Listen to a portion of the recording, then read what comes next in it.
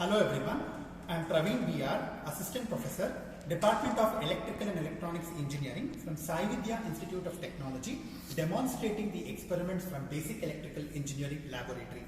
In today's session, we are demonstrating experiment number 1, verification of Kirchhoff's law. The aim of the experiment is to verify Kirchhoff's voltage law and Kirchhoff's current law for a given DC circuit. The Kirchhoff's voltage law states that the algebraic sum of all the voltages in a closed loop is equal to 0. In this circuit, we are going to consider two loops. Kirchhoff's current law states that the algebraic sum of currents meeting at a node is equal to 0. In this circuit, we are applying Kirchhoff's current law at node X. We are using the apparatus such as regulated DC power supply E1 and E2 of the range 0 to 30 volts. We are using 3 DC ammeters to measure current of 0 to 2 amps. We are using 3 DC voltmeters to measure the voltages of 0 to 30 volts. Okay, I'll come back. The circuit consists of two power supplies E1 and E2, which are incorporated in a single device consisting of two units E1 and E2. E1 has positive and negative terminals. E2 has positive and negative terminals. The circuit consists of voltmeters which are connected in parallel to the terminals of the device which measures the voltages, and this voltmeter is of DC type having two terminals. One is positive terminal represented by red and negative terminal represented by black. We are using 0 to 30 volts DC.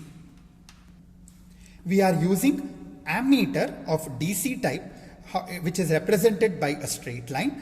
Ammeters are connected in series to measure the branch currents, and it consists of two terminals. In this ammeter, the positive terminal is represented by the yellow wire and negative terminal is represented by the green wire. The circuit consists of 3 resistances, each having two terminals. Resistance R1 has two terminals, resistance R2 has two terminals, and resistance R3 has two terminals. The circuit has the positive of the E1 is connected to positive of the ammeter I1. So if I consider this ammeter as I1, which has the positive end is connected to the positive end of E1. The another end of the ammeter is connected to the resistance R1.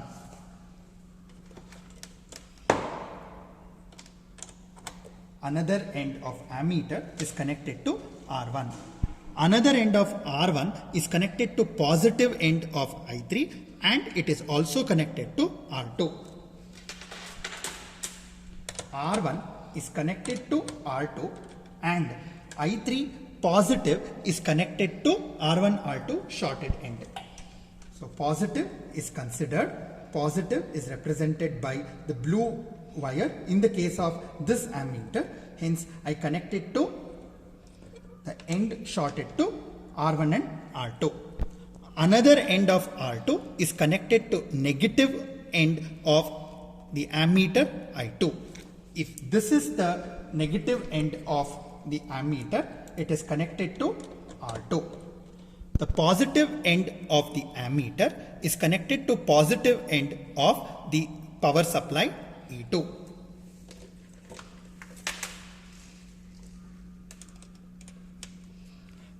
The negative end of E2 is connected to the other end of R3, and other end of R3 is also connected to the negative end of E1. E1 negative is connected to R3. Negative of the E2 is also connected to the R3. Negative of the ammeter I3 is connected to the other end of R3.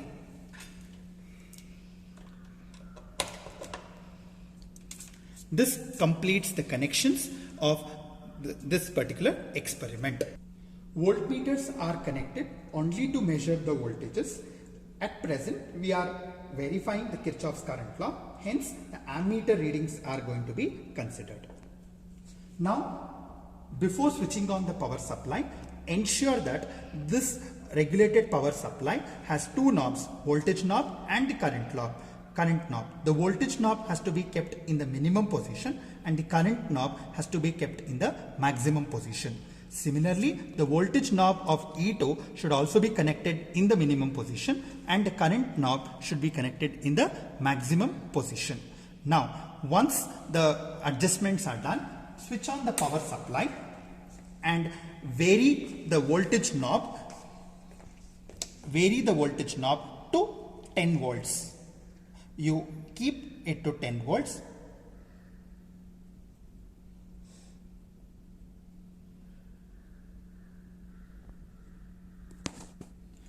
Here E2 is also adjusted to 10 volts. Now we are adjusting the voltage of E2 using the voltage knob to 10 volts. Once the voltages are adjusted to 10, we will press the set button such that the voltages are fed to the given circuit. Now you can observe that the current in the I1 is measuring 0.05, current in the I2 is measuring 0.04 and current in I3 is measuring 0.08. So I1 is 0.05, I2 is 0.04 and I3 is 0.08. So I3 is equal to I1 plus I2, which is practically verified with the help of the ammeters.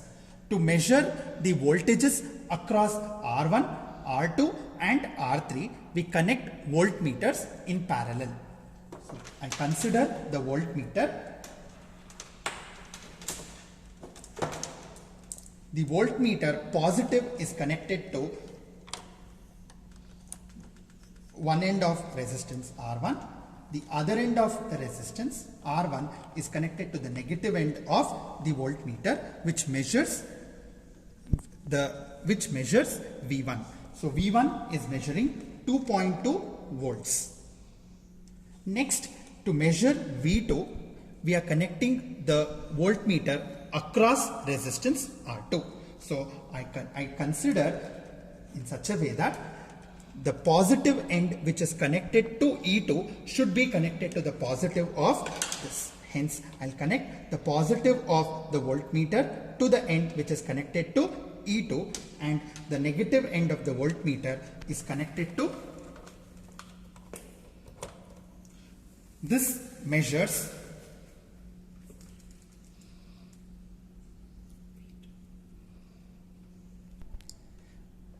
is connected across resistance R2. Hence, the voltage across resistance R2 measures 2.2 volts.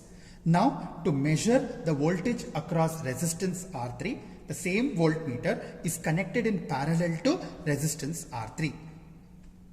The resistance R3, so voltmeter is connected in parallel to the resistance R3.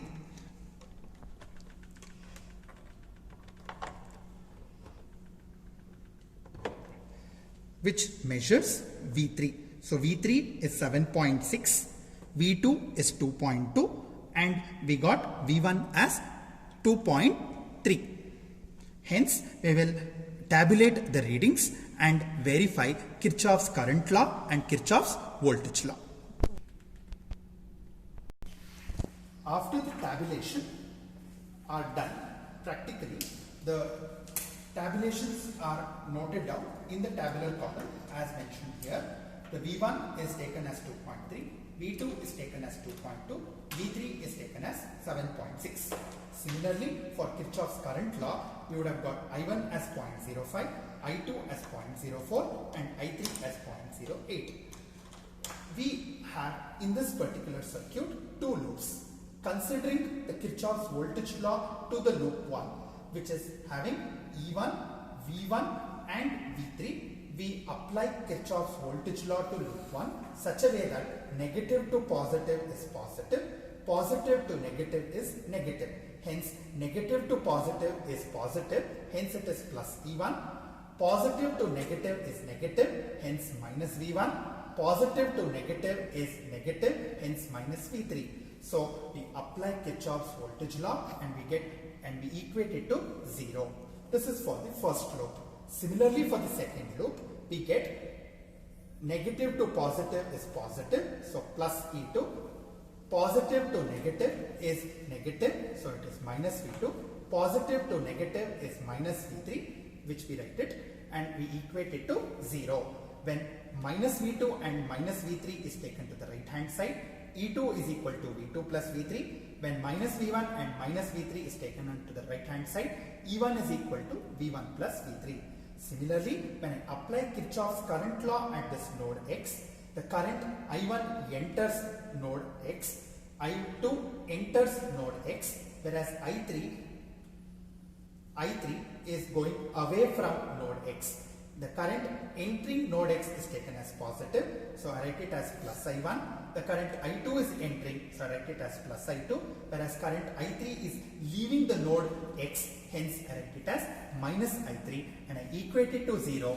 I take I3 on the other side, I get I3 is equal to I1 plus I2, and I get E1 is equal to V1 plus V3, and E2 is equal to V2 plus V3. We can observe here that practically we may not get exact values of 10, but approximately equal to the rated value or the value which we are giving to the supply. Hence, the experiment on verification of Kirchhoff's law is completed. Thank you for watching this video.